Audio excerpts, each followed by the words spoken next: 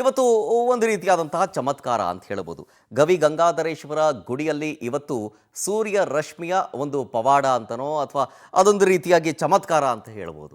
So ಇದರ ನೇರ ದೃಶ್ಯಾವಳಿಗಳನ್ನು non stop power TV ನಿಮ್ಮ ಮುಂದೆ ಒಂದೊಂದಾಗೆ ಇಡ್ತಾ ಹೋಗುತ್ತೆ. ಇದೇ ಈ ಹೊತ್ತಿನ ವಿಶೇಷ, ಗಂಗಾಧರನಿಗೆ ಸೂರ್ಯ ನಮನ. ನಾನು ಶರತ್ ಹುಣಸೂರು.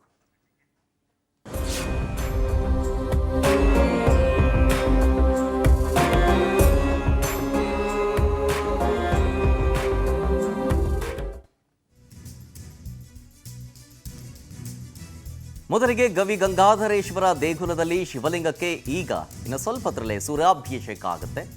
ಸುಮಾರು 2 ನಿಮಿಷಗಳ ಕಾಲ ಈ ಚಮತ್ಕಾರ ಅಥವಾ ಸೂರ್ಯನ ನಮಸ್ಕಾರ ನಡೆಯುತ್ತೆ. ಗವಿ ಗಂಗಾಧರೇಶ್ವರ ಕೌತುಕವನ್ನ ಕಣ್ತುಂಬಿಕೊಳ್ಳೋದಕ್ಕೆ ಕ್ಷಣಗಣನೆ ಇದೆ.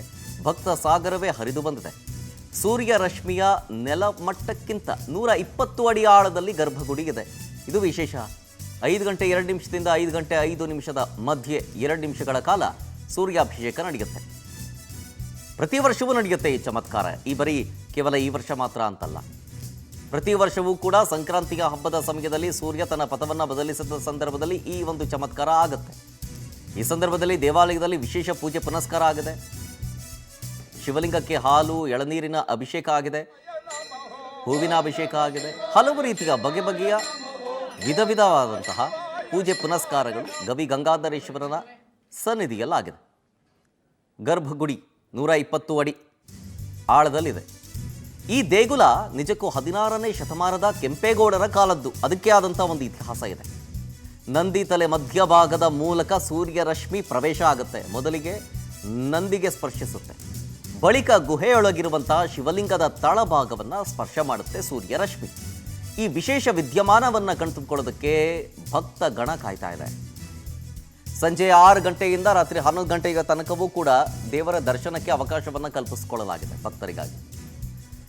ಈ ದೇಗುಲಕ್ಕೆ ಅದರದ್ದೇ ಆದಂತಹ ಇತಿಹಾಸ, ಐತಿಹ್ಯವಿದೆ. ಜೊತೆಗೆ ಟೆಕ್ನಾಲಜಿ ಉಪಿಸ್ಕೊಂಡು, ಅದರಲ್ಲೂ ಪ್ರಮುಖವಾಗಿ ನಾನು ಹೇಳ್ತಾ ಇದ್ದೆ, ಆಗಿನ ಕಾಲದಲ್ಲೇ ಇಂಜಿನಿಯರಿಂಗ್ ಟೆಕ್ನಿಕ್ನ ಹೆಂಗೆ ಯೂಸ್ ಮಾಡಿದ್ದಾರೆ ಅಂತ. ಅದನ್ನು ನೀವು ವೈಜ್ಞಾನಿಕವಾಗಿ ಬೇಕಾದರೂ ತಗೊಳ್ಕೊಳ್ಬೋದು ಅಥವಾ ಅಧ್ಯಾತ್ಮದ ಭಾಗವಾಗ ಕೂಡ ತೆಗೆದುಕೊಳ್ಬೋದು. ಅದರ ನಾನ್ ಸ್ಟಾಪ್ ಲೈವ್ ಅಂದರೆ ಗವಿ ಗಂಗಾಧರೇಶ್ವರ ಟೆಂಪಲ್ನಲ್ಲಿ ನಂದಿಗೆ ಮತ್ತು ಶಿವನ ವಿಗ್ರಹಕ್ಕೆ ಸೂರ್ಯ ರಶ್ಮಿ ಸ್ಪರ್ಶಿಸುವ ನೇರ ದೃಶ್ಯಾವಳಿಗಳನ್ನು ಪವರ್ ಟಿವಿ ನಿಮ್ಮ ಮುಂದೆ ಇಡುತ್ತೆ.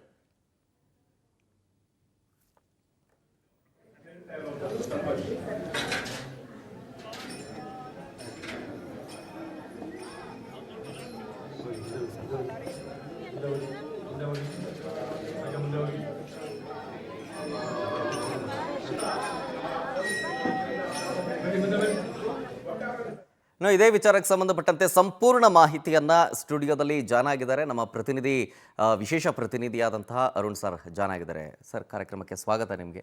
ಹಾಗೆ ಸಂಕ್ರಾಂತಿ ಹಬ್ಬದ ಹಾರ್ದಿಕ ಶುಭಾಶಯಗಳು. ನಾಡಿನ ಸಮಸ್ತ ಜನತೆಗೂ ಕೂಡ ಸುಗ್ಗಿ ಹಬ್ಬದ ಶುಭಾಶಯಗಳನ್ನ ತಿಳಿಸ್ತೀನಿ. Thank you so much sir. ಪ್ರತಿ ವರ್ಷವೂ ಕೂಡ ಈ ಒಂದು ಚಮತ್ಕಾರ ನಡೆಯುತ್ತೆ. ಕಳೆದ ಬಾರಿಯೂ ಕೂಡ ಆಗಿತ್ತು, ಈ ಬಾರಿಯೂ ಕೂಡ ಆಗ್ತಾ ಇದೆ. ವಿಶೇಷ ಏನು ಈ ಸಂದರ್ಭದಲ್ಲಿ? ಜೊತೆಗೆ ಈ 16ನೇ ಶತಮಾನದ್ದು ಕೆಂಪೇಗೌಡರ ಕಾಲದ್ದು ಈ ಒಂದು ದೇವಸ್ಥಾನದ ಇತಿಹಾಸದ ಬಗ್ಗೆ ಹೇಳೋದಾದ್ರೆ, ಜೊತೆಗೆ ಆ ಟೆಕ್ನಿಕ್ ಬಗ್ಗೆ ಹೇಳೋದಾದ್ರೆ, ಇದನ್ನ ನೀವು ಚಮತ್ಕಾರ ಅಂತಿರೋ, ಪವಾಡ ಅಂತಿರೋ, ಅಥವಾ ಖಗೋಳ ವಿಜ್ಞಾನದ ವಿಸ್ಮಯ ಅಂತಿರೋ ಗೊತ್ತಿಲ್ಲ. ನಾನಂತೂ ಇದನ್ನ ನೇರವಾಗಿ ಒಂದು ಕಡೆ ವಾಸ್ತು ವಿಜ್ಞಾನ, ಇನ್ನೊಂದು ಕಡೆ ಖಗೋಳ ವಿಜ್ಞಾನದ ಆಧ್ಯಾತ್ಮಿಕ ವಿಸ್ಮಯ ಅಂತ ಹೇಳೋದಕ್ಕೆ ಇಷ್ಟಪಡ್ತೇನೆ. ಯಾಕಂತಂದರೆ ನೋಡಿ, ಈ ಮಕರ ಸಂಕ್ರಾಂತಿ ಅಂತ ಯಾಕೆ ಇದಕ್ಕೆ ಹೇಳ್ತಾರೆ ಮೊದಲು ನಾವು ಅಲ್ಲಿಂದಲೇ ತಿಳ್ಕೊಳ್ತಾ ಹೋಗೋಣ. ಏನು ಮಕರ ಸಂಕ್ರಾಂತಿ ಅಂತಂದರೆ, ಈಗ ಏನು ಬದಲಾವಣೆ ಆಗುತ್ತೆ? ನಾವು ಇದುವರೆಗೂ ಕೂಡ ಏನು ಡಿಸೆಂಬರ್ 31 ನೈಟು, ಜನವರಿ 1 ನ್ಯೂ ಇಯರ್ ಅಂತ ಸೆಲೆಬ್ರೇಟ್ ಮಾಡ್ತೀವಿ. ಹೌದು. ಜನವರಿ 1ನೇ ತಾರೀಕು ಪ್ರಕೃತಿಯಲ್ಲಿ ಏನಾದ್ರು ಬದಲಾವಣೆ ಆಗುತ್ತಾ? ಏನೂ ಆಗಲ್ಲ. ಅಥವಾ ನಮ್ಮ ಭೌಗೋಳಿಕ ಪರಿಸರದಲ್ಲಿ ಏನಾದರೂ ಬದಲಾವಣೆ ಆಗುತ್ತಾ? ಕೇವಲ ಕ್ಯಾಲೆಂಡರ್ ಚೇಂಜ್ ಆಗುತ್ತೆ. ಆ ಕ್ಯಾಲೆಂಡರ್ ರಚನೆ ಮಾಡಿದವ್ರು ಯಾರ್ರೀ? ಇದುವರೆಗೂ ಅದು ಯಾರು ಅದನ್ನ ಜನವರಿ 1ನೇ ತಾರೀಕಿನಿಂದ ಹೊಸ ವರ್ಷ ಆರಂಭ ಯಾವನ್ ಮಾಡೋದ್ನೋ ಯಾರಿಗೂ ಗೊತ್ತಿಲ್ಲ ರೀ. ಕನಿಷ್ಠ ಸೂರ್ಯನ ಆ ಒಂದು ಭೂಮಿ ಸೂರ್ಯನ ಸುತ್ತ ಒಂದು ಸುತ್ತು ಬರೋದಕ್ಕೆ 1 ವರ್ಷ ಅಂತ ನಾವು ಹೇಳ್ತೀವಿ. ಆ ಒಂದು ಸುತ್ತು ಕಂಪ್ಲೀಟ್ ಮಾಡೋದಕ್ಕೇನಾದ್ರು ಜನವರಿ 1 ಆಗುತ್ತಾ? ಇಲ್ಲ, ಆಗೋದಿಲ್ಲ. ಆದರೆ ಈಗ ನೋಡಿ, ಈ ಹಂತದಿಂದ ಆ ಒಂದು ಬದಲಾವಣೆ ನಾವು ಕಾಣ್ತೀವಿ. ನಿಜ. ಇದನ್ನು ನಾವು ಹೇಳುವಂಥದ್ದು, ಸೂರ್ಯ ತನ್ನ ಪಥ ಬದಲಾವಣೆಯನ್ನು ಮಾಡ್ತಾನೆ. ಧನುರಾಶಿಯಿಂದ ಮಕರ ರಾಶಿಗೆ ಸೂರ್ಯ ಪ್ರವೇಶ ಮಾಡ್ತಾನೆ. ಹಾಗಾದರೆ ಸೂರ್ಯ ಮೂಮೆಂಟ್ ಆಗುತ್ತಾ? ಇಲ್ಲ. ನಾವು ಭೂಗೋಳವನ್ನು ತಿಳ್ಕೊಂಡಿರುವಂಥವ್ರು, ಖಗೋಳ ವಿಜ್ಞಾನವನ್ನು ನಾವು ತಿಳ್ಕೊಂಡಿರುವಂಥವ್ರು ಎಲ್ರಿಗೂ ನಮಗೆ ಚೆನ್ನಾಗಿ ಗೊತ್ತಿದೆ, ಭೂಮಿ ತನ್ನ ಅಕ್ಷದ ಮೇಲೆ ತಾನು ತಿರುಗುತ್ತಲೇ ಸೂರ್ಯನ ಸುತ್ತ ಅಂಡಾಕಾರವಾಗಿ ಸುತ್ತುತ್ತಾ ಬರ್ತಾ ಇದೆ. ತನ್ನ ಸುತ್ತಲೂ ಸುತ್ತುತ್ತೆ. ಭೂಮಿ ತನ್ನ ಸುತ್ತ ಸುತ್ತೋದಕ್ಕೆ 24 ಗಂಟೆಗಳ ಒಂದು ಸಮಯವನ್ನು ತೆಗೆದುಕೊಂಡ್ರೆ, ಸೂರ್ಯನ ಸುತ್ತ ಒಂದು ಸುತ್ತು ಬರೋದಕ್ಕೆ ಅದು 364 ದಿನಗಳು ಅಥವಾ 1 ವರ್ಷವನ್ನು ತೆಗೆದುಕೊಳ್ಳುತ್ತೆ. ಅಂಡಾಕಾರವಾಗಿ ಅದು ಸುತ್ತು ಬರೋದ್ರಿಂದ, ಅಂದರೆ ಭೂಮಿಯ ಆ ಕಕ್ಷೆ ಏನಿದೆ ಅದು ಅಂಡಾಕಾರವಾಗಿ ಮೊಟ್ಟೆಯ ಆಕಾರದಲ್ಲಿ ಇರುವಂಥದ್ದು. 2 ಸಂದರ್ಭಗಳಲ್ಲಿ ಸೂರ್ಯನಿಗೆ ಭೂಮಿ ಹತ್ತಿರ ಆಗುತ್ತೆ, ಇನ್ನು 2 ಸಂದರ್ಭಗಳಲ್ಲಿ ಸೂರ್ಯನಿಗೆ ಭೂಮಿ ದೂರ ಇರುತ್ತೆ. ಯಾವ ಸಂದರ್ಭಗಳಲ್ಲಿ ಭೂಮಿ ಸೂರ್ಯನಿಗೆ ಹತ್ತಿರ ಇರುತ್ತೋ ಹಾಗೂ ಸೂರ್ಯನ ಕಡೆಗೆ ಭೂಮಿಯ ಮುಖ ತಿರುಗಿಕೊಂಡಿರುತ್ತೋ ಆ ಸಂದರ್ಭದಲ್ಲಿ ಸೂರ್ಯನ ಕಿರಣಗಳು ನೇರವಾಗಿ ಭೂಮಿಯ ಆ ಭಾಗದ ಮೇಲೆ ಬೀಳ್ತಾ ಇರುತ್ತೆ. ಯಾವಾಗ ಸೂರ್ಯನ ಕಿರಣಗಳು ನೇರವಾಗಿ ಬೀಳ್ತಾ ಇರುತ್ತೋ ಆ ಸಂದರ್ಭದಲ್ಲಿ ಉಷ್ಣಾಂಶ ಹೆಚ್ಚಾಗಿರುತ್ತೆ. ಅದನ್ನೇ ನಾವು ಬೇಸಿಗೆ ಅಂತ ಕರೆಯುವಂಥದ್ದು. ಯಾವ ಸಂದರ್ಭದಲ್ಲಿ ಭೂಮಿ ಸೂರ್ಯನಿಂದ ದೂರ ಇರುತ್ತೋ ಹಾಗೂ ಅದರ ಒಂದು ತಿರುಗುವಿಕೆಯ ಮುಖ ಇದೆಯಲ್ಲ, ಮುಖ ವಾರೆಯಾಗಿರುತ್ತೋ ಆ ಸಂದರ್ಭದಲ್ಲಿ ಸೂರ್ಯನ ಕಿರಣಗಳು ಆ ಪ್ರದೇಶದ ಮೇಲೆ ಓರೆಯಾಗಿ ಬೀಳ್ತಾ ಇರುತ್ತವೆ. ಅದನ್ನೇ ನಾವು ಚಳಿಗಾಲ ಅಥವಾ ಮಳೆಗಾಲ ಅಂತ ಕರೆಯುವಂಥದ್ದು. ಆ ಸಂದರ್ಭದಲ್ಲಿ ಉಷ್ಣಾಂಶ ಕಮ್ಮಿ ಆಗಿರುತ್ತೆ. ಹೀಗೆ ದೂರ ಇರುವಂಥ ಭೂಮಿ ತನ್ನ ಸುತ್ತಲೂ ಸುತ್ತುತ್ತಾಲನೆ ಭೂಮಿಯ ಹತ್ತಿರವಂಥ ಸರಿಯುವಂಥ ಈ ಒಂದು ಇದಿದೆಯಲ್ಲ, ಪ್ರಕ್ರಿಯೆ ಇದೆಯಲ್ಲ, ಇದನ್ನೇ ನಾವು ಪಥ ಬದಲಾವಣೆ ಅಂತ ಹೇಳುವಂಥದ್ದು. ಅದರಲ್ಲೂ ಕೂಡ ಈ ಸಂದರ್ಭದಲ್ಲಿ ಸೂರ್ಯನ ಕಿರಣಗಳು, ನಿಮಗೆ ಗೊತ್ತಿರೋ ಹಾಗೆ ನಮ್ಮ ಭಾರತದ ಮೇಲ್ಭಾಗದಲ್ಲಿ ನಾವು ಕೆಲವೊಂದು ಕಾಲ್ಪನಿಕ ರೇಖೆಗಳನ್ನು ಹಾಕ್ಕೊಂಡಿದ್ದೀವಿ. ಭೂಗೋಳದ ಮೇಲೆ ನೋಡೋರು ಗೊತ್ತಾಗುತ್ತೆ. ಕರ್ಕಾಟಕ ಸಂಕ್ರಾಂತಿ ವೃತ್ತ, ಮಕರ ಸಂಕ್ರಾಂತಿ ವೃತ್ತ ಅನ್ನುವಂಥ 2 ಕಾಲ್ಪನಿಕ ರೇಖೆಗಳು ನಮ್ಮ ಭಾರತದ ಮಧ್ಯಭಾಗದಲ್ಲಿ ಹಾದು ಹೋಗುತ್ತವೆ. ಇದುವರೆಗೂ ಈ ಚಳಿಗಾಲದ ಸಂದರ್ಭದಲ್ಲಿ ಸೂರ್ಯನ ಕಿರಣಗಳು ನಮ್ಮ ಭೂಮಿಯ ದಕ್ಷಿಣ ಧ್ರುವ ಏನಿದೆ, ದಕ್ಷಿಣ ಧ್ರುವದ ಕಡೆಗೆ, ಅಂದರೆ 0 ಡಿಗ್ರಿ ಅಂತ ಭೂಮಿಯ ಎಕ್ಸಾಕ್ಟ್ ಸೆಂಟರ್ ಪಾಯಿಂಟ್ನ ನಾವು 0 ಡಿಗ್ರಿ ಅಕ್ಷಾಂಶ ಅಂತ ಹೇಳ್ತೀವಿ. ಆ 0 ಡಿಗ್ರಿಯಿಂದ ಕೆಳಭಾಗಕ್ಕೆ ಸೂರ್ಯನ ಕಿರಣಗಳು ಬೀಳ್ತಾ ಇರ್ತವೆ. ಆದರೆ ಭೂಮಿ ಸುತ್ತುತ್ತಾ ಭೂಮಿಯ ಆ ಸೂರ್ಯನ ಸನಿಹದಕ್ಕೆ ಬರೋಕ್ಕೆ ಶುರುವಾದಾಗ ಈ ಸೂರ್ಯ ಕಿರಣಗಳು ಕೆಳಭಾಗದಿಂದ ಮೇಲ್ಭಾಗಕ್ಕೆ ಹೀಗೆ ಚಲಿಸ್ತಾ ಬರುತ್ತವೆ. ಇದನ್ನು ನೋಡಿ, ದಕ್ಷಿಣದಿಂದ ಉತ್ತರದ ಕಡೆಗೆ ಚಲಿಸ್ತಾ ಬರ್ತವೆ. ಇದುವರೆಗೆ ಇದ್ದಿದ್ದು ದಕ್ಷಿಣಾಯನ, ಅಂದರೆ ಸೂರ್ಯ ದಕ್ಷಿಣದ ಕಡೆಯಲ್ಲಿ ಆತ ಚಲನೆಯನ್ನ ಮಾಡ್ತಿದ್ದ, ಆಯನ ಚಲನೆ. ಈಗ ದಕ್ಷಿಣದಿಂದ ಉತ್ತರದ ಕಡೆಗೆ ಸೂರ್ಯನ ಕಿರಣಗಳು ಚಲಿಸೋದಕ್ಕೆ ಶುರು ಮಾಡುತ್ತವೆ. ಹಾಗಾಗಿ ಈಗ ದಕ್ಷಿಣಾಯನದಿಂದ ಉತ್ತರಾಯಣಕ್ಕೆ ಸೂರ್ಯ ತನ್ನ ಪಥವನ್ನು ಬದಲಾವಣೆ ಮಾಡ್ತಾನೆ. ಇದುವರೆಗೂ ನಾವು ಧನುರ್ಮಾಸದಲ್ಲಿ ಇದ್ವಿ. ಹೌದು, ಧನುರ್ಮಾಸ ಚಳಿ ಜಾಸ್ತಿ. ನಿಜ. ಅದೇ ಹೇಳ್ತಾರೆ, ಮನುಷ್ಯ ಬಿಲ್ಲಿನಂತೆ ಬಗ್ಗಿ ಹೋಗ್ತಾನಂತೆ ಚಳಿ ತಡೆಯೋಕ್ಕಾಗದಾಗ. ನಾವು ಮಲಿಕೋಬೇಕಾದ್ರೆ ರಾತ್ರಿ ಹೇಗೆ ಮಲಿಕೋತೀವಿ ಚಳಿ ಸಂದರ್ಭದಲ್ಲಿ, ಸಂಪೂರ್ಣವಾಗಿ ಮೈಯನ್ನು ಬಗ್ಗಿಸಿ ಹಿಡ್ಕೊಂಡ್ಬಿಟ್ಟಿರ್ತೀವಿ. ಹಾಗಾಗಿ ಈ ಧನುರ್ಮಾಸದಲ್ಲಿ ಓರೆಯಾಗಿ ಬೀಳ್ತಾ ಇದ್ದಂಥ ಸೂರ್ಯನ ಕಿರಣಗಳು ನಿಧಾನಕ್ಕೆ ಮೇಲೆ ಇರುತ್ತವೆ. ಈ ಕರ್ಕಾಟಕ ಸಂಕ್ರಾಂತಿ ವೃತ್ತದಿಂದ ಮಕರ ಸಂಕ್ರಾಂತಿ ವೃತ್ತದ ಕಡೆಗೆ ಬರುತ್ತವೆ. ಹಾಗಾಗಿನೇ ಇದನ್ನ ಮಕರ ಸಂಕ್ರಾಂತಿ ಅಂತ ಹೇಳ್ತೀವಿ. ವರ್ಷದಲ್ಲಿ 2 ಸಂಕ್ರಮಣಗಳಾಗುತ್ತವೆ. ಪ್ರತಿ ತಿಂಗಳು ಸಂಕ್ರಮಣ ಆಗೇ ಆಗುತ್ತೆ. ಆದರೆ ಪ್ರಮುಖವಾಗಿ ಗುರುತಿಸುವಂಥದ್ದು ಈ ಮಕರ ಸಂಕ್ರಾಂತಿ. ದಕ್ಷಿಣಾಯನದಲ್ಲಿ 1 ಸಂಕ್ರಾಂತಿ ಹಾಗೂ ಉತ್ತರಾಯಣದಲ್ಲಿ 1 ಸಂಕ್ರಾಂತಿ. ಈ ಉತ್ತರಾಯಣದ ಮಕರ ಸಂಕ್ರಾಂತಿ ಏನಿದೆ ಇದಕ್ಕೆ ಮಹತ್ವ ಜಾಸ್ತಿ. ಯಾಕಂತಂದ್ರೆ ಈ ಉತ್ತರಾಯಣ ಪುಣ್ಯ ಕಾಲದಲ್ಲಿ ಸ್ವರ್ಗದ್ವಾರ ತೆರೆಯುತ್ತೆ, ಸ್ವರ್ಗ ಓಪನ್ ಆಗುತ್ತೆ. ಯಾರು ಉತ್ತರಾಯಣ ಪುಣ್ಯ ಕಾಲದಲ್ಲಿ ಸಾವನ್ನಪ್ತಾರೋ, ಜೀವವನ್ನು ತ್ಯಜಿಸ್ತಾರೋ ಅವರು ನೇರವಾಗಿ ಸ್ವರ್ಗವಾಸಿಗಳಾಗ್ತಾರೆ, ಸ್ವರ್ಗಕ್ಕೆ ಹೋಗ್ತಾರೆ ಅನ್ನುವಂಥ ಒಂದು ನಂಬಿಕೆ ಇದೆ. ಈ ದಕ್ಷಿಣಾಯನ ಏನಿದೆ ಇದು ದೇವತೆಗಳಿಗೆ ನಿದ್ರಾಕಾಲ ಅಂತೆ. ಆ ನಿದ್ರಾಕಾಲದಲ್ಲಿ ನೀವು ಯಾವುದೇ ಶುಭ ಕಾರ್ಯಗಳನ್ನು ಮಾಡಿದ್ರೂ ಅದು ದೇವತೆಗಳಿಗೆ ಸಲ್ಲೋದಿಲ್ಲ. ಕೇವಲ ನಿತ್ಯ ಕರ್ಮಗಳು ಹಾಗೂ ಪೂಜಾ ವಿಧಿಗಳನ್ನಷ್ಟೇ ಮಾಡ್ತಾರೆ. ಶುಭ ಕಾರ್ಯಗಳು ಏನೇ ಮಾಡಬೇಕಾದರೂ ಕೂಡ ದೇವತೆಗಳ ಅಣತಿ ನಮಗೆ ಬೇಕು. ಹಾಗಾಗಿಯೇ ಉತ್ತರಾಯಣ ಪುಣ್ಯಕಾಲದಲ್ಲೇ ಎಲ್ಲ ಶುಭ ಕಾರ್ಯಗಳನ್ನು ಮಾಡುವಂಥದ್ದು. ಭೀಷ್ಮರು ಕೂಡ ಮಹಾಭಾರತದಲ್ಲಿ ಈ ಉತ್ತರಾಯಣ ಪುಣ್ಯಕಾಲಕ್ಕೆ ಕಾಯ್ಕೊಂಡಿದ್ದರಂತೆ. ನಿಮ್ಗೆ ಗೊತ್ತು, ಮಹಾಭಾರತದಲ್ಲಿ ದೊಡ್ಡ ಯುದ್ಧ ಆದಂಥ ಸಂದರ್ಭದಲ್ಲಿ ಬೃಹನ್ನಳೆಯನ್ನು ಮುಂದಿಟ್ಟುಕೊಂಡಂಥ ಅರ್ಜುನ ದ್ರೋಣರ ಮೇಲೆ ಬಾಣಪ್ರಯೋಗವನ್ನು ಮಾಡ್ತಾನೆ. ದ್ರೋಣರು ಅವರು ಅಮರ, ಇಚ್ಛಾಮರಣಿ, ತನಗೆ ಯಾವಾಗ ಬೇಕೋ ಆವಾಗ ಸಾವನ್ನು ತಂದುಕೊಳ್ಳುವಂಥ ಶಕ್ತಿಯನ್ನು ವರವನ್ನು ಪಡ್ಕೊಂಡಿದ್ದಂಥವರು ಭೀಷ್ಮಾಚಾರ್ಯರು. ಆ ಭೀಷ್ಮಾಚಾರ್ಯರಿಗೆ ಬೃಹನ್ನಳೆಯನ್ನು ಮುಂದಿಟ್ಕೊಂಡಂಥ ಕಾರಣಕ್ಕೆ ಅವರು ಶಸ್ತ್ರತ್ಯಾಗವನ್ನು ಮಾಡ್ತಾರೆ. ಆಗ ಅರ್ಜುನ ಅವ್ರ ಮೇಲೆ ಬಾಣಪ್ರಯೋಗ ಮಾಡ್ತಾನೆ, ಶರಶಯ್ಯ ಮೇಲೆ ಮಲ್ಕೊಂಡಿರ್ತಾರೆ. ಆದರೆ ಪ್ರಾಣವನ್ನು ತ್ಯಜಿಸದೆ ಈ ಉತ್ತರಾಯಣ ಪುಣ್ಯಕಾಲಕ್ಕೆ ಕಾಯ್ತಾ ಇದ್ರಂತೆ. ಈ ಸಂದರ್ಭದ ನಂತರವೇ ಅವರು ಸ್ವರ್ಗಗಮನವನ್ನು ಮಾಡಿದ್ದು ಅನ್ನುವಂತ ಹೇಳ್ತಾರೆ. ಇನ್ನಷ್ಟು ಮಾತಾಡ್ತೀನಿ ಸರ್. ಗವಿ ಗಂಗಾಧರೇಶ್ವರ ದೇಗುಲದಿಂದ ನಮ್ಮ ಪ್ರತಿನಿಧಿ, ನಮ್ಮ ಸಹೋದ್ಯೋಗಿ ಪ್ರಜ್ವಲ ಹೊರನಾಡು ಲೈವ್ನಲ್ಲಿ ಜಾಯ್ನ್ ಆಗಿದ್ದಾರೆ. ಅಲ್ಲಿ ಕೇಳ್ತೀನಿ ಏನೇನು ಆಗ್ತಾ ಇದೆ ಅಂತ ಹೇಳಿ. ಪ್ರಜ್ವಲ, ಈಗ ದೇವಸ್ಥಾನದಲ್ಲಿ ವಿಶೇಷವಾದಂಥ ಪೂಜೆ ಪುನಸ್ಕಾರಗಳು ಇನ್ನು ಸ್ವಲ್ಪ ಹೊತ್ತರಲ್ಲೇ ಕೆಲವೇ ಕ್ಷಣಗಳಲ್ಲಿ ಆ ಸೂರ್ಯ ರಶ್ಮಿಯ ಚಮತ್ಕಾರ ನಡೆಯುತ್ತೆ. ಅದರ ವಿಶೇಷತೆ ಜೊತೆಗೆ ಅಲ್ಲಿ ದೇವಸ್ಥಾನದಲ್ಲಿನ ಪೂಜಾ ಕೈಂಕರ್ಯದ ಬಗ್ಗೆ ಮಾಹಿತಿಯನ್ನು ಕೊಡೋದಾದರೆ. ಶರತ್, ಖಂಡಿತವಾಗ್ಲೂ ಮಕರ ಸಂಕ್ರಾಂತಿಯ ಈ ಶುಭ ಸಂದರ್ಭದಲ್ಲಿ ನಮ್ಮೆಲ್ಲರಿಗೂ ಸಂಕ್ರಾಂತಿ ಅಂದಿದ ತಕ್ಷಣನೇ ನೆನಪಾಗುವಂಥದ್ದು ಬೆಂಗಳೂರಿನ ಗವಿ ಗಂಗಾಧರೇಶ್ವರ ದೇಗುಲ. ಇತಿಹಾಸ ಪ್ರಸಿದ್ಧ ಮಾತ್ರವಲ್ಲದೆ ಪುರಾಣದ ಹಿನ್ನೆಲೆಯನ್ನ ಕೂಡ ಹೊಂದಿರುವಂತಹ ಈ ಕ್ಷೇತ್ರದಲ್ಲಿ ಬಹಳ ಅಪರೂಪದಲ್ಲಿ ಅಪರೂಪ ಅನ್ನುವಂತಹ ಒಂದು ಕೌತುಕ ಸೂರ್ಯ ಮಜ್ಜನ ಇವತ್ತು ನಡೆಯುತ್ತೆ. ಭೂಮಿಯಿಂದ 120 ಅಡಿ ಆಳದಲ್ಲಿರುವಂತಹ ಶಿವಲಿಂಗವನ್ನ ಸಾಕ್ಷಾತ್ ಸೂರ್ಯ ಭಗವಂತಾನೇ ಬಂದು ಸ್ಪರ್ಶ ಮಾಡೋದು ಈ ದೇಗುಲದ ಅತ್ಯಂತ ವಿಶೇಷವಾದಂತಹ ಸಂಗತಿ. ಇಂತಹ ಒಂದು ಕೌತುಕವನ್ನ ನಾವು ಭಾರತದಲ್ಲಿ ಕಾಣ್ಲಿಕ್ಕೆ ಸಾಧ್ಯ ಇರೋದು ಕೊನಾರ್ಕ್ನ ಸೂರ್ಯ ದೇವಸ್ಥಾನದಲ್ಲಿ ಮಾತ್ರವಲ್ಲದೆ ಈ ಗವಿ ಗಂಗಾಧರೇಶ್ವರ ದೇಗುಲ, ಹಾಗೆ ಇತ್ತೀಚೆಗೆ ನಿರ್ಮಾಣವಾಗಿರುವಂತಹ ಅಯೋಧ್ಯ ಶ್ರೀರಾಮ ಮಂದಿರದಲ್ಲಿ.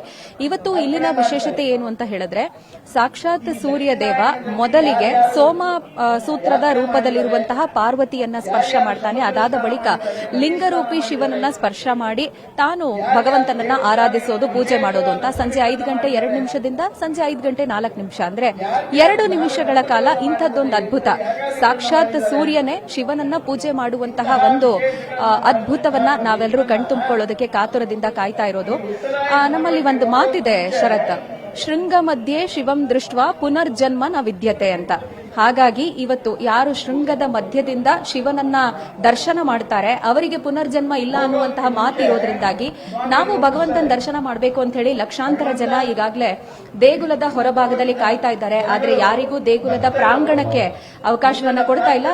ಕಾರಣ ಇಷ್ಟೇ, ಇಲ್ಲಿ ತುಂಬಾ ಹೆಚ್ಚಾಗಿ ನೂಕುನುಗ್ಗಲು ಉಂಟಾಯಿತು ಅಂತ ಹೇಳಿದ್ರೆ ಆ ಸೂರ್ಯ ರಶ್ಮಿ ಭಗವಂತನನ್ನ ಸ್ಪರ್ಶ ಮಾಡುವಂತಹ ದೃಶ್ಯ ಪ್ರತಿಯೊಬ್ಬರಿಗೂ ಕಾಣ್ಲಿಕ್ಕೆ ಸಿಗೋದಿಲ್ಲ ಅನ್ನುವಂತಹ ಒಂದಷ್ಟು ಮುನ್ನೆಚ್ಚರಿಕಾ ಕ್ರಮಗಳಿಂದ ಯಾರಿಗೂ ಅವಕಾಶ ಕೊಡ್ತಾ ಇಲ್ಲ. ಆದ್ರೆ ದೇವಸ್ಥಾನದ ಒಳಭಾಗದಲ್ಲಿ ಈಗಾಗಲೇ ವಿಶೇಷವಾದಂತಹ ಪೂಜಾ ಕೈಂಕರ್ಯಗಳೆಲ್ಲವೂ ಕೂಡ ದೇಗುಲದ ಪ್ರಧಾನ ಅರ್ಚಕರು ಶ್ರೀ ಸೋಮಸುಂದರ ದೀಕ್ಷಿತರ ನೇತೃತ್ವದಲ್ಲಿ ನಡೀತಾ ಇರೋದು. ಭಗವಂತನಿಗೆ ಈ ಸೂರ್ಯ ರಶ್ಮಿ ಸ್ಪರ್ಶವಾಗುವಂತಹ ಸಂದರ್ಭದಲ್ಲಿ ವಿಶೇಷವಾದಂತಹ ಅಭಿಷೇಕಗಳೆಲ್ಲ ನೆರವೇರ್ತಾ ಇರುತ್ತೆ. ಕ್ಷೀರಾಭಿಷೇಕ, ಕಬ್ಬಿನ ಹಾಲಿನ ಅಭಿಷೇಕ, ಇದೆಲ್ಲವೂ ಕೂಡ ನಡೀತಾ ಇರುತ್ತೆ.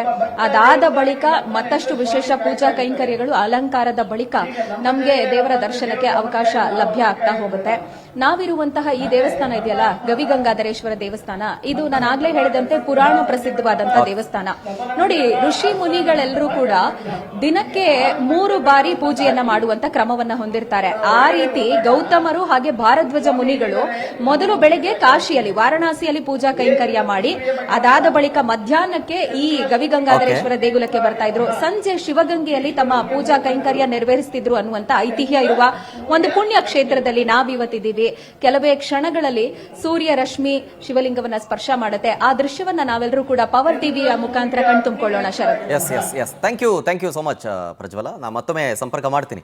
ಅರುಣ್ ಸರ್, ಈಗ ಇದೇ ವಿಚಾರಕ್ಕೆ ಸಂಬಂಧಪಟ್ಟಂತೆ ಪೂಜೆ ಪುನಸ್ಕಾರಗಳೆಲ್ಲವೂ ಕೂಡ ಆಗ್ತಾ ಇದೆ. ಅದರಲ್ಲಿ 120 ಅಡಿ ಭೂಮಿಯ ಕೆಳಭಾಗದಲ್ಲಿದೆ ಅಂತ ಹೇಳಿ ಇದೊಂದು ರೀತಿಯಾಗಿ ಚಮತ್ಕಾರ. ನಾನು ಆಗಲೇ ಹೇಳ್ತಾ ಇದ್ದೆ, ಇಂಜಿನಿಯರಿಂಗ್ ಟೆಕ್ನಿಕ್ ಆ ಕಾಲದಲ್ಲೇ ಇತ್ತು ಅಂತ ಹೇಳಿ. ಆ ನಿರ್ಮಾಣದ ಒಂದು ಇತಿಹಾಸ ಹೇಳೋದಾದ್ರೆ.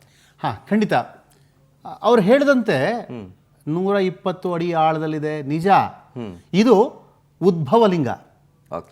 ಗವಿಯೊಳಗೆ ಇರುವಂಥ ಗಂಗಾಧರೇಶ್ವರ ಇದನ್ನಲ್ಲ, ಗವಿಯ ಒಳಗಡೆ ಇರುವಂಥ ಶಿವಲಿಂಗ. ಯಾಕೆ ಈತನಿಗೆ ಗಂಗಾಧರ ಅನ್ನುವಂಥ ಹೆಸರು ಎಲ್ಲಿ ಬಂತು? ಗಂಗಾಧರ ಅಂದ್ರೇನು? ಯಾರು ತನ್ನ ತಲೆಯ ಮೇಲೆ ಗಂಗೆಯನ್ನು ಧರಿಸಿರುತ್ತಾನೋ ಅವನು ಗಂಗಾಧರ. ಹೌದು, ಪರಮೇಶ್ವರ ತನ್ನ ಜಟಾಜೂಟದಲ್ಲಿ ಗಂಗೆಯನ್ನ ಇಟ್ಕೊಂಡಿಯಾನೆ. ಅಲ್ಲಿಂದ ಗಂಗೆ ಕೆಳಗೆ ಇಳಿದು ಬರ್ತಾ ಇದ್ದಾಳೆ. ಇಲ್ಲಿ ಗಂಗೆ ಎಲ್ಲಿದ್ದಾಳೆ? ಗಂಗಾಧರೇಶ್ವರ ಅಂತ ಯಾಕೆ ಹೆಸರು ಬಂತು? ಅದಕ್ಕೂ ಕಾರಣ ಇದೆ. ಬಹುಶಃ ಬಹಳಷ್ಟು ಜನಕ್ಕೆ ಗೊತ್ತಿಲ್ಲ ಅಂತ ಅನ್ಸುತ್ತೆ. ನಾವಿವತ್ತು ಬೆಂಗಳೂರಿನ ಒಂದು ಕಾಲದ ಜೀವನಾಡಿಯಾಗಿದ್ದಂಥ ನದಿ ವೃಷಭಾವತಿ, ವೃಷಭ ಆವತಿ. ಆ ವೃಷಭಾವತಿ ನದಿ ಇವತ್ತು ದೊಡ್ಡ ಮೋರಿ ಆಗೋಗಿದೆ ಬಿಡಿ, ಅದಕ್ಕೆ ನಾವೇ ಹೊಣೆಗಾರರು, ಹಾಳು ಮಾಡಿಬಿಟ್ವಿ ಅದನ್ನು. ಆ ವೃಷಭಾವತಿ ನದಿ ಹುಟ್ಟೋದು ಇವತ್ತು ನಾವೇನು ದೊಡ್ಡ ಬಸವಣ್ಣ ಅಂತ ಹೇಳ್ತೀವಲ್ಲ, ಬಸವನ ಗುಡಿಯ ದೊಡ್ಡ ಬಸವಣ್ಣ ಏನಿದೆ, ಆ ದೊಡ್ಡ ಬಸವಣ್ಣ ಬಹಳಷ್ಟು ಜನ ನೋಡಿರ್ಬೋದು, ಮುಂದ್ಗಡೆ ಒಂದು ಪಾದವನ್ನು ಹೀಗಿಟ್ಕೊಂಡಿದೆ. ಕಮಲದ ಹೂವಿನ ಮೇಲೆ ಪಾದವನ್ನು ಬಸವ ಹೀಗಿಟ್ಕೊಂಡಿದೆ. ಆ ಕಮಲದ ಹೂವಿನ ಮೇಲೆ ಪಾದ ಬಸವ ಯಾವ ಜಾಗದಲ್ಲಿ ಇಟ್ಟಿಯನೋ ಆ ಜಾಗದಲ್ಲಿ ವೃಷಭಾವತಿ ನದಿ ಹುಟ್ಟುತ್ತೆ. ಅದು ವೃಷಭಾವತಿ ನದಿಯ ಉಗಮ ಸ್ಥಳ. ಅಲ್ಲಿ ಹುಟ್ಟುವಂತ ವೃಷಭಾವತಿ ನಂತರ ಕೆಳಗಿಳಿದು ಬಂದು ಗುಪ್ತಗಾಮಿನಿ ಆಗ್ತಾಳೆ. ಗುಪ್ತಗಾಮಿನಿಯಾಗಿ ಬಂದು ಅಲ್ಲಿಂದ ಜಾಸ್ತಿ ದೂರ ಇಲ್ಲ, ಗವಿಪುರಂ ಗುಟ್ಟಳ್ಳಿ ವೃಷಭಾವತಿ ಅಥವಾ ದೊಡ್ಡ ಬಸವನ ದೇವಾಲಯದಿಂದ ಸನಿಹದಲ್ಲೇ ಇರೋದು. ಅಲ್ಲಿಂದ ಮುಂದೆ ಬಂದರೆ ಆ ಬೆಟ್ಟಗಳ ಸಂಧಿಯಿಂದ ಮೇಲ್ಭಾಗದಲ್ಲಿ ಬಂದು ಈ ಯಾವ ಗಂಗಾಧರೇಶ್ವರ ಈ ಶಿವಲಿಂಗ ಇದೆಯಲ್ಲ, ಆ ಶಿವಲಿಂಗದ ಮೇಲ್ಭಾಗಕ್ಕೆ ಬಂದು ತಲುಪುತ್ತೆ. ಅಲ್ಲಿಂದ ಮತ್ತೆ ಅದು ಕೆಳಗಿಳಿಯುತ್ತೆ. ಕೆಳಗಿಳಿದು ಮುಂದೆ ಅಲ್ಲಿ 2 ಸುರಂಗ ಮಾರ್ಗಗಳಿವೆ. ಈಗ ತಾನೇ ನಮ್ಮ ಪ್ರಜ್ವಲ ಅವರು ಹೇಳ್ತಾ ಇದ್ರು, ಗೌತಮ ಮಹರ್ಷಿ ಹಾಗೂ ಭರದ್ವಾಜ ಮಹರ್ಷಿಗಳು ಬೆಳಗ್ಗೆ ಕಾಶಿನಲ್ಲಿ ಪ್ರಾತಃ ಸಂಧ್ಯಾ ವಂದನೆಯನ್ನ ಮಾಡಿ ಕಾಶಿ ವಿಶ್ವೇಶ್ವರನ ದರ್ಶನ ಮಾಡಿಕೊಂಡು ಮಧ್ಯಾಹ್ನಕ್ಕೆ ಅಂದರೆ ಮಧ್ಯಾಹ್ನ ಸಂಧ್ಯಾ ವಂದನೆಗೋಸ್ಕರ ಅವರು ಈ ಗಂಗಾಧರೇಶ್ವರನ ಬಳಿಗೆ ಬರ್ತಿದ್ರಂತೆ. ಇಲ್ಲಿಂದ ಇಲ್ಲಿ ಪೂಜೆಯನ್ನು ನೆರವೇರಿಸಿಕೊಂಡು ಸಾಯಂ ಸಂಧ್ಯಾ ವಂದನೆಗಾಗಿ ಶಿವಗಂಗೆಗೆ ಹೋಗೋರು. ಅವರು ಹೋಗ್ತಿದ್ದಂಥ ಮಾರ್ಗ ಈ ಸುರಂಗ ಮಾರ್ಗಗಳು ಅಂತ ಹೇಳ್ತಾರೆ. ಅದು ನಂಬಿಕೆ. ಅಷ್ಟು ಸ್ಪೀಡಾಗಿ ಅವ್ರು ಹೋಗ್ತಾ ಇದ್ರ, ನಿಜಾಪ ಋಷಿಗಳು ಮನೋವೇಗದಲ್ಲಿ ಅವ್ರು ಹೋಗ್ತಾ ಇದ್ರು, ನಂಬೋಣ. ಆದರೆ ವಾಸ್ತವದಲ್ಲಿ ಆ 2 ಸುರಂಗ ಮಾರ್ಗಗಳೇನಿವೆಯಲ್ಲ, ಆ 2 ಸುರಂಗ ಮಾರ್ಗಗಳು ನೀರ್ಗಾಲುವೆಗಳು. ಯಾವ ಗಂಗಾಧರೇಶ್ವರನ ತಲೆಯ ಮೇಲಿಂದ ಕೆಳಗಿಳಿಯುವಂಥ ಆ ಒಂದು ವೃಷಭಾವತಿ ನದಿ ಇದೆಯಲ್ಲ, ಈ 2 ನೀರ್ಗಾಲುವೆಗಳ ಮೂಲಕವೇ ಮುಂದೆ ಸಾಗಿ ಕೆಳಗಡೆ ಒಂದು ಕಲ್ಯಾಣಿ ಇದೆ, ಆ ಕಲ್ಯಾಣಿ ಸೇರುತ್ತೆ. ಕಲ್ಯಾಣಿಯಿಂದ ಮುಂದೆ ಅದು ಕೆಂಪಾಂಬುದಿ ಕೆರೆ, ಕೆಂಪಾಂಬುದಿ ಕೆರೆಯಿಂದ ಕನೆಕ್ಟಿವಿಟಿ ಆಗಿ ವೃಷಭಾವತಿ ನದಿಯಾಗಿ ಹರಿದು ಹೋಗುತ್ತೆ. ನೋಡಿ, ಇದು ಅಲ್ಲಿಯ ನಿಜವಾದಂಥ ಕತೆ.